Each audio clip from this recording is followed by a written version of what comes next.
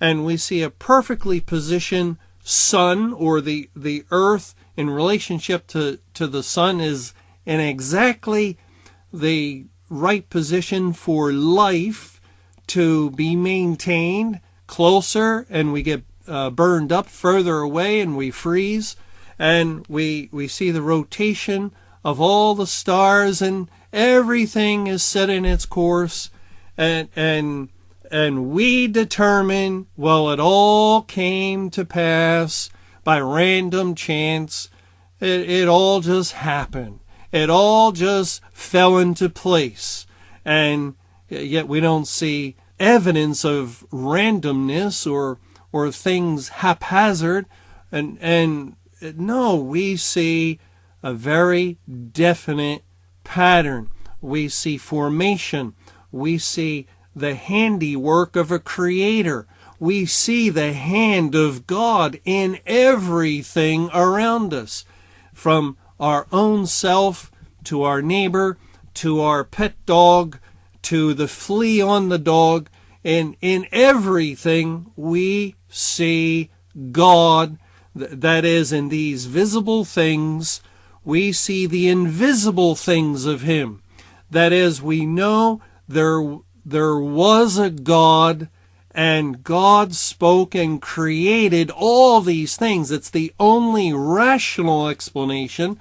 It's the only wise explanation. It's the only possible explanation for life. The world around us, the universe, it's an impossibility. Let's be honest and true about that. It's an impossibility for everything to have come from an electron, a single electron, microscopic, whatever size they're saying it was, because that electron had to come from somewhere. Where did it come from? Well, ultimately, they would say, they won't answer it ultimately, but ultimately it's either eternal matter or it came from nothing. And some textbooks actually say that. They actually have said that everything came from nothing. Well, is that science? Is that reasonable? Is that a rational explanation? No, that's utter foolishness. Of course, we didn't come from nothing. And then the second problem is life. There's the wisdom of the world. The wisdom of the world is telling us, says that which is alive came from things that were not alive. It's sort of like saying that life came from a rock. And that is what science is declaring, what the wisdom of mankind is telling people, that man came from a lifeless thing, and then there was life.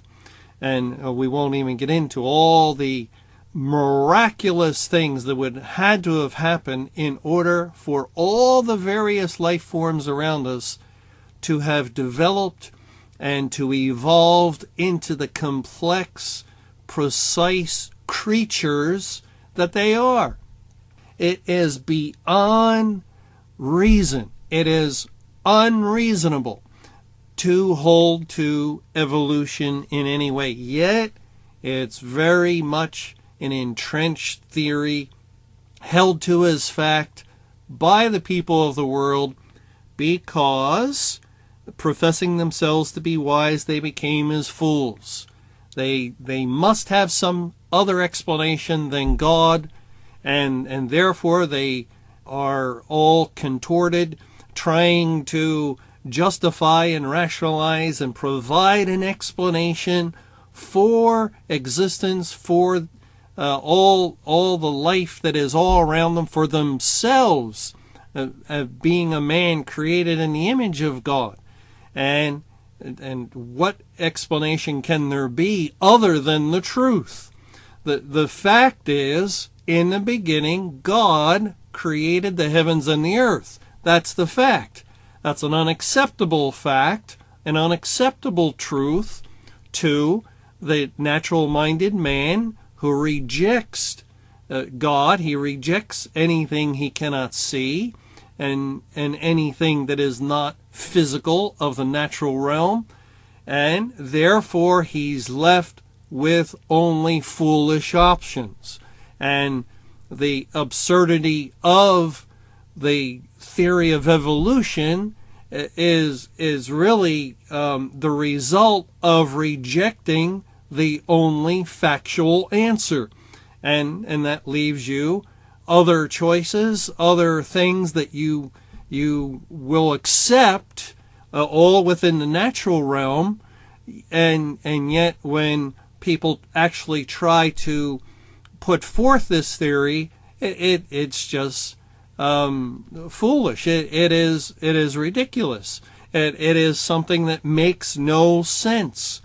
And the Bible, let's go back to Genesis 1:1, says, "In the beginning, God created the heaven and the earth." Now, the Hebrew word translated as God is Strong's number 430. It's the Hebrew word Elohim. Elohim. And Elohim is a plural word. It is a plural name for God. And it's used 32 times in Genesis chapter 1. Wherever you see the word God in Genesis chapter 1, and we see it repeatedly, 32 times, it is always Elohim. Elohim is used over 60 times from Genesis 1 into Genesis chapter 5. Interestingly enough, the Hebrew word Elohim, that is a plural word, is found in Deuteronomy chapter 6 and verse 4. And it says there, "Hear, O Israel, Jehovah our God, Elohim, is one Jehovah."